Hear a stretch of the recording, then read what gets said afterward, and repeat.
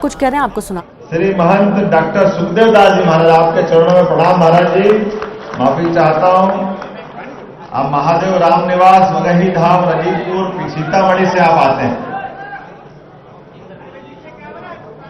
इस अवसर पर मैं हमारे बहुत वरिष्ठ नेता, विधायक, मंत्री, अध्यक्ष, बहुत सारी जवाबदारी जिन्हें निभाई, माननीय नंद किशोर यादव जी जो सामने बैठे, ये हमारे लिए बहुत सम्मान की बात है, बड़ी बात है। मैंने कहा था भाई साहब यहाँ बैठिए, आपने कहा नहीं मैं सबके साथ बैठूंगा, तो जोरदार तालियां बजाएं माननीय नंद किशोर यादव जी के। ऐसे भारत सरकार के पूर्व केंद्रीय मंत्री और वर्तमान में सांसद राम कृपाल जी, आपके लिए अभिनंदन। समाज के साथ आपने बैठने में गौरव महसूस किया। मैं आप दोनों को भी हाथ जोड़ के प्रणाम करता हूं, आप सबको प्रणाम करता हूं। और अपनी बात तो छोटे से मैं कहूंगा, क्योंकि मुझे मालूम है कि हम और आपके बीच का जो रिश्ता है वो शब्दों से ज्यादा भाव का है। कुछ मैं कहूं, कुछ आप कहो, जो मैं ना कह सकूं आप अंदर से कह रहे हो, जो आप कह रहे हो मैं सब समझ रहा हूं, इसमें कोई अंतर नहीं है।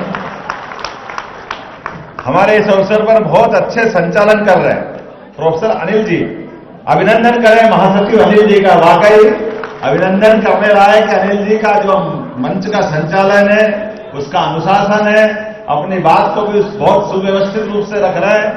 मैं भी सौभाग्यशाली हूं, माता सीता की जन्मस्थली बिहार में आकर के मैं आप दोनों को सभी को हाथ जोड़ करके प्रणाम करता हूं। जगत जननी मां, भगवान राम का वर्तमान का स्वरूप जिस प्रकार से दुनिया में पूजा गया, हम कल्पना करें कि भगवान राम के साथ जीवन में जब तक माता सीता नहीं जुड़ी तो राम जी का स्वरूप इस प्रकार का था, लेकिन सीता जी के आने के बाद पूरा जीवन सीता जी और सीता जी के बाद का काल भी राम जी का जो जीवन आया वो वाकई माता जी के कारण से आया है। ऐसी पवित्र धरती को मैं प्रणाम करता हूं, अभिनंदन करता हूं। मैं खास करके बिहार के नाम के मामले में मेरा थोड़ा महाराज जी कंफ्यूजन है। मैं समझने के लिए आपसे भी चाहता हूं कि यूपी बिहार दोनों की जय बोलने के लिए बिहार का नाम बिहार है या कुछ अलग हटके हैं। मैं तो इसको इस रूप में देखता हूं, बोले वृंदावन बिहारी लाल की। भगवान कृष्ण के नाम पे जिन दो राज्यों का नाम आता है उसमें से उत्तर प्रदेश और बिहार है, इसके बाहर कुछ है क्या? ये जो आनंद हमारे सबके सामने है, दोनों राज्यों के नाम अपने आप आ जाते हैं एक जयकारे में। ये यश कौन दे सकता है?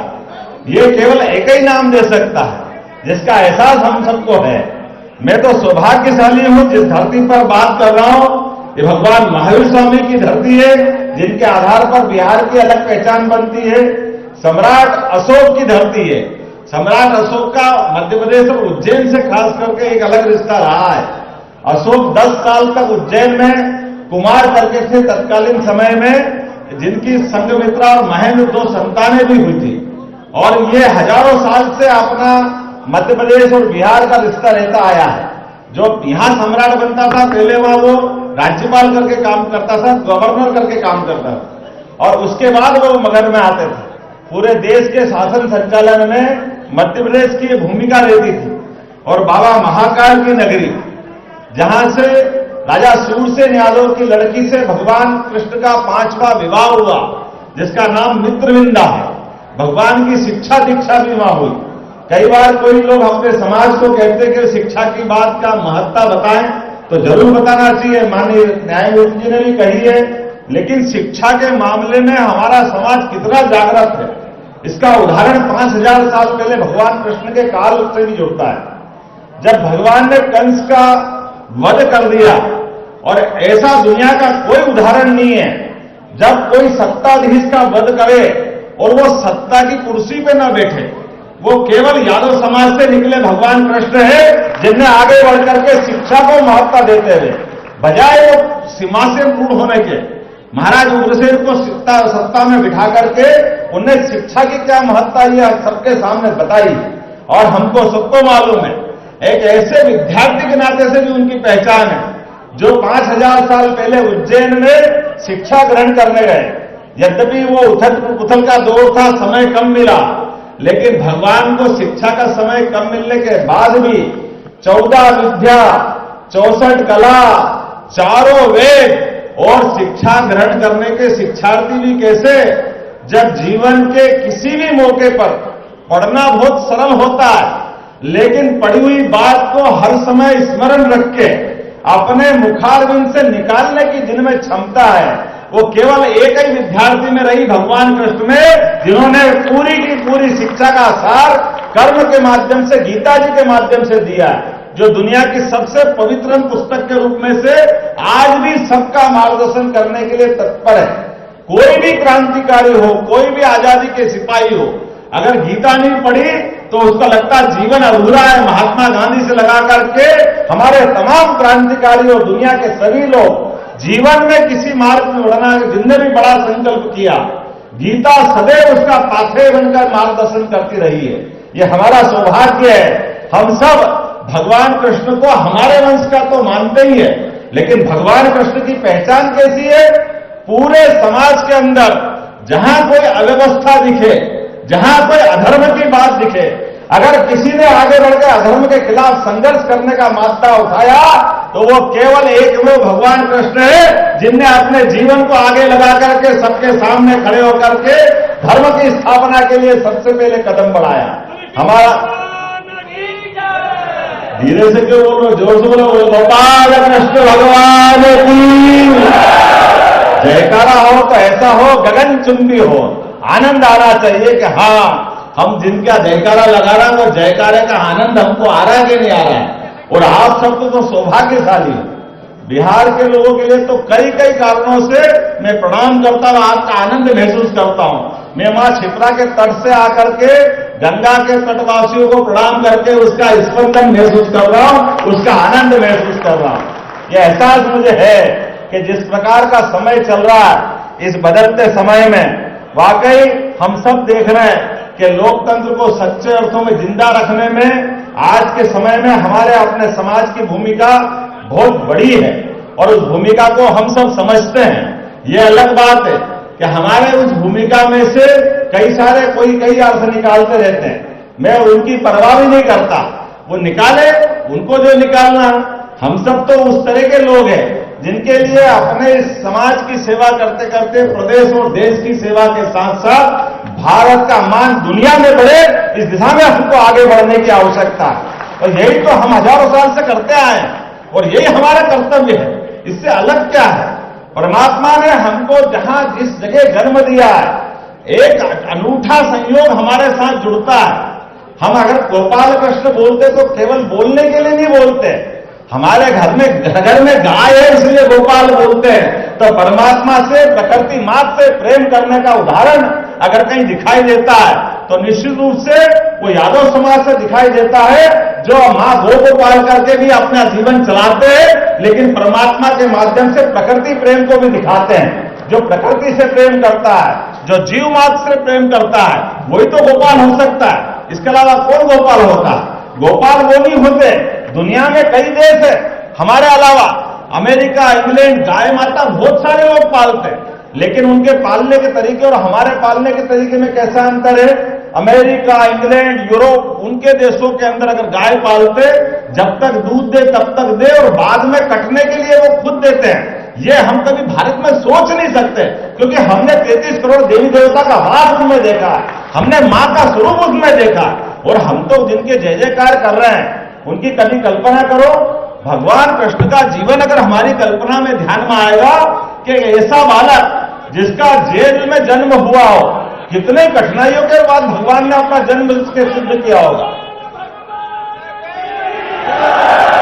जिस बालक का जेल में जन्म हुआ हो, जिसको पैदा होने के बाद अपनी मां का दूध नहीं मिला हो, मां यशोदा जिसको पाल के बड़ा हो करती है, लेकिन पूरे जीवन भर वो बालक ना डरता है ना भयभीत होता है, वो हर दुनिया की चुनौती का सामना करता है, वो सच्चाई के मार्ग पे चलता है, जो हमको आज भी रोमांचित और गर्व से भर देता है। श्रद्धा, भक्ति, आस्था ये ऐसे ही पैदा नहीं होती है। इस आस्था, श्रद्धा, भक्ति पैदा करने के लिए समूचा जीवन को एक तरह से दुनिया के सामने प्रदर्शित करने की, जिनकी आध्यात्मिक चेतना जीवन भर काम आती है, ऐसे गोपाल कृष्ण की जय जयकार करते हुए हम सब महसूस कर सकते हैं।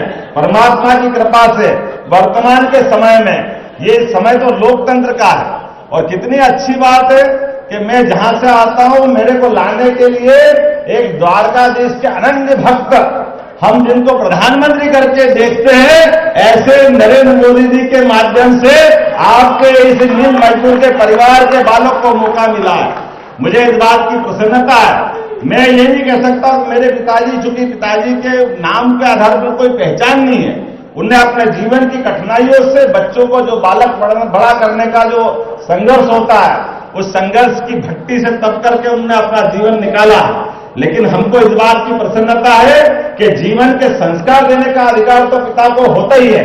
भले ही उनने अपनी मील मजदूरी करी होगी, लेकिन बालक के अंदर संस्कार देने का प्रयास किया। मैं इसलिए अपने माता पिता को भी प्रणाम करता हूं और अपने समाज को भी इस माध्यम से मैं बहुत बताना चाहता हूं कि जीवन में कहीं से भी आप शुरुआत करें, कितनी भी कठिनाइयां आए, कैसे भी आगे बढ़ने का मौका मिले, अपने इष्ट को याद करिए, भगवान कृष्ण को, जिनको कितने कष्ट आए, कौन से तकलीफें भगवान ने नहीं सहन करी, और आज भी हमारे समाज जीवन में कितने कष्ट हो सकते हैं। लेकिन इन कष्टों के बावजूद भी हमको मालूम है, इस देश में चाय बेच करके जिनका परिवार चलता हो, वो देश का प्रधानमंत्री बन करके दुनिया में गौरवान्वित करने का जिनमें साहस है, जिनकी माता किसी के घर में जाकर के बर्तन साफ करके अपने बच्चों को लालन पालन करने की जो कितनी कठिनाइयों से उनने अपने को बच्चे का पालन किया होगा, ये कितने गर्व की बात है। लेकिन उनने अपने बालक के संस्कार दिए।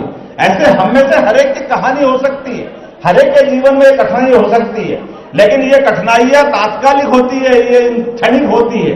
इन कठिनाइयों से अगर हम घबरा जाए तो हमारी मूल चेतना से हम अपने आप को दिग्भ्रमित कर लेंगे, उससे हम दाएं बाएं कर लेंगे। और आपने तो समिति का नाम कितना अच्छा रखा, श्री कृष्ण चेतना विचार मंच। कृष्ण भगवान का नाम का अगर दूसरे अर्थों में भी अर्थ निकालो, कृष्ण को कृष्णा करके कहते हैं, तो कृष्णा किसको कहते हैं? जिसको किसी बात की तृष्णा नहीं, वो है कृष्णा। जिसको अपने जीवन में वही तृष्णा नहीं, वो सच्चे अर्थों में कृष्णा है। हमारे जीवन में कई ये शब्दों के अर्थ को पकड़ो।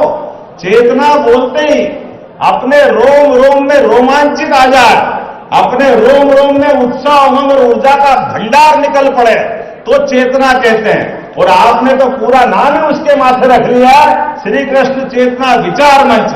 मैं आप सबको प्रणाम करता हूं, आपका अभिनंदन करता हूं। और आपके बीच में से मध्य प्रदेश में जब मैं शिक्षा मंत्री बना था, मुझे इस बात की प्रसन्नता है कि शिक्षा मंत्री बनने के बाद हमने कहा कि नई शिक्षा नीति यशस्वी प्रधानमंत्री का अभिनंदन करना चाहता हूं, जिन्होंने लॉर्ड मेकाले की 1835 शिक्षा की नीति को बदलते हुए कहा कि अब हमारी शिक्षा नीति इस प्रकार से होना चाहिए जिसके माध्यम से हमारे अतीत से भी प्रेम हो, सनातन संस्कृति का भी उसमें लक्षण दिखाई दे, और हमारे अतीत के गौरव से गौरवान्वित होते हुए भविष्य की पीढ़ियां हमको तैयार करना है। और मुझे इस बात की प्रसन्नता है, जब अगर इतना विराट फलक देखेंगे तो उसमें भगवान कृष्ण और भगवान राम कहां जा सकते हैं। निश्चित रूप से हमने नई शिक्षा नीति में मध्य प्रदेश के अंदर भगवान राम और भगवान कृष्ण के जीवन के विविध प्रसंगों को अंदर पाठ्यक्रम का हिस्सा बनाने का प्रयास किया कि इसके माध्यम से हमारी भावी पीढ़ियों को हम संस्कार देंगे। तो आज के इस अवसर पर आप सबने प्रेम से, सम्मान से मुझे ये स्नेह जो दिया है, मैं जीवन भर नहीं भूल सकूंगा। आप सबको प्रणाम करता हूं, अभिनंदन करता हूं। और आपके माध्यम से दो जानकारी देते हुए अपनी बात करूंगा कि जब मैं मुख्यमंत्री बन के आया और लोगों ने कहा कि आपकी प्राथमिकता क्या क्या होगी, तो हमने कहा हमारी प्राथमिकता तो जनता की सुविधाओं के लिए होगी। हर आदमी के जीवन में बदलाव लाए, भौतिक सुख सुविधा दे, बाकी व्यवस्था करे। लेकिन एक और प्राथमिकता भी है। वो प्राथमिकता क्या है?